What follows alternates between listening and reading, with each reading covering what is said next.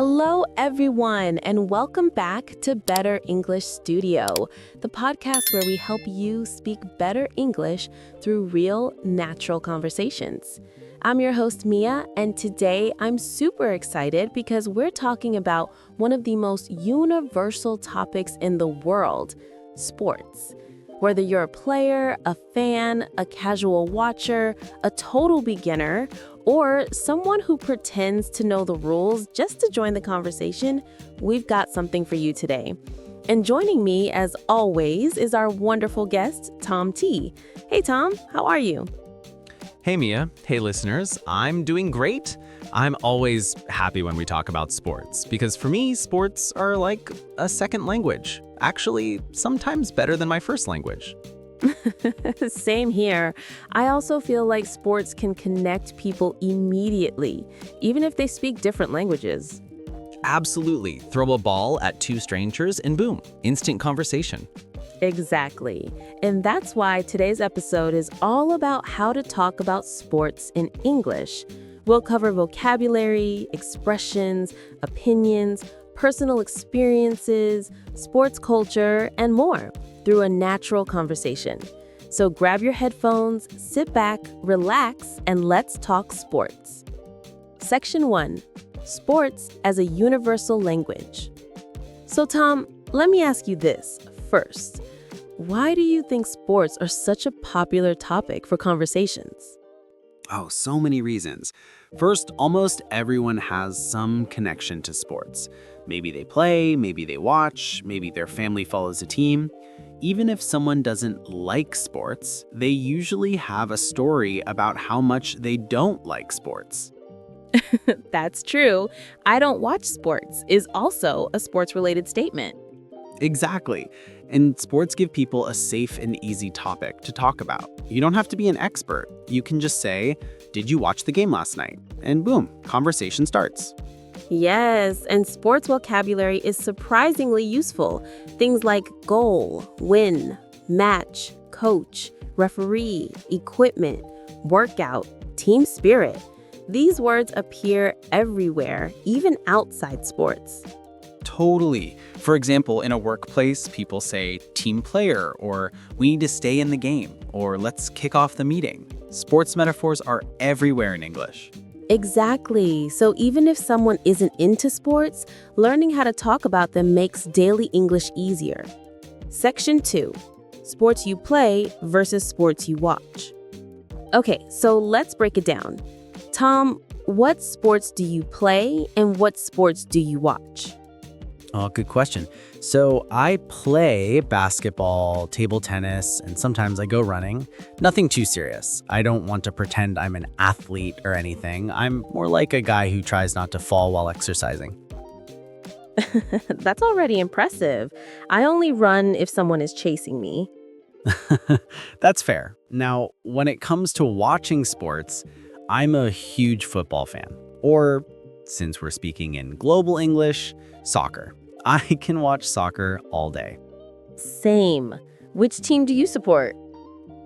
Well, I don't want to start a war here, but I support Manchester City. Ooh, okay.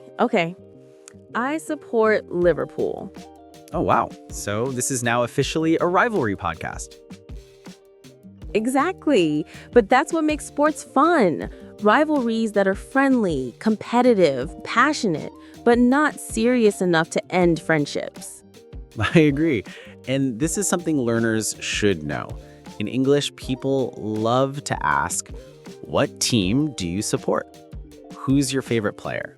Do you watch the Premier League, NBA, World Cup? Did you see the match last night? Yes, those are very natural questions. Great for breaking the ice.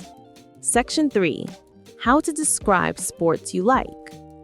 So let's teach listeners how to talk about which sports they like. Tom, how would you answer if someone asks, what sports are you into? I'd say something like, I'm really into basketball and football. I love the energy, the speed, and the teamwork. You can also say, I'm a big fan of. I grew up playing. These days, I mostly watch. Exactly. And you can also describe why. I like team sports because they're social.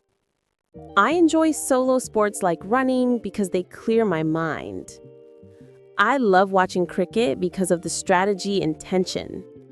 Yes, and here's a simple structure listeners can use. I like plus sport plus because plus reason. For example, I like tennis because it's fast and exciting. I like swimming because it's relaxing. I like boxing because it's intense. Simple and natural. Let's talk about different types of people in sports, because not everyone is hardcore. Definitely not. There are people who are players, they play regularly. Fans, they follow teams, watch matches, know stats. Casual watchers, they enjoy big events but don't follow everything. Bandwagon fans, they support the team that's winning. Armchair experts, they never play, but they know everything, apparently. Oh, yes. The classic, I could coach better than the actual coach guy. Exactly. Every friend group has one. Where do you think you fall, Tom? For football, I'm definitely a fan. For basketball, I'm a player. Not a good one, but a player. And for cricket, I'm a casual watcher. I enjoy big tournaments, but I don't follow everything. Makes sense. I'm more of a casual watcher in most sports, except for football. For football, I'm an emotional watcher. If my team loses, my entire week is ruined. Yep, sports affect emotions deeply. That's why people talk about them so much. Section 5. Talking about matches. Another big part of sports conversations is talking about recent matches. So let's do a demo. Tom, imagine there was a big game last night. How would you talk about it? Okay, let's say Manchester City played against Arsenal. I would say, did you watch the match last night? It was intense. They scored in the last few minutes. The referee made some questionable decisions. Yes, and some good expressions. They dominated the first half. It was a close game. They totally outplayed them. The defense was solid. The goalkeeper was unbelievable. Another great one. It could have gone either way. Yes, meaning both teams had a chance to win. Section 6. Favorite players and teams. Now let's talk about how to describe favorite players and teams. All right, for players, you can say, he's really talented. She's an incredible athlete. He's strong in defense. She's a great playmaker. He's fast and has great technique. And for teams, they have great chemistry. They play aggressively. They focus on defense. Their coach is fantastic. They're improving this season. Sports fans also use funny emotional lines like, this team will give me a heart attack. Why do I support this team? They only make me suffer. I'm loyal, not happy. Yes, every fan knows this pain. Section 7. Talking about fitness and working out. Let's move to the playing sports side of the conversation, because a lot of people talk about fitness, workouts, and staying active. Right, and even simple phrases help, like, I go to the gym 3 times a week. I work out in the morning. I'm trying to get in shape. I play for a local team. And people often describe their goals. I want to build muscle, I want to lose weight, I want to improve my stamina, I want to be healthier. One funny but true phrase people use is, I want to be fit, but I also really love pizza. Oh yes, the eternal conflict. Section 8. Sports culture and fandom.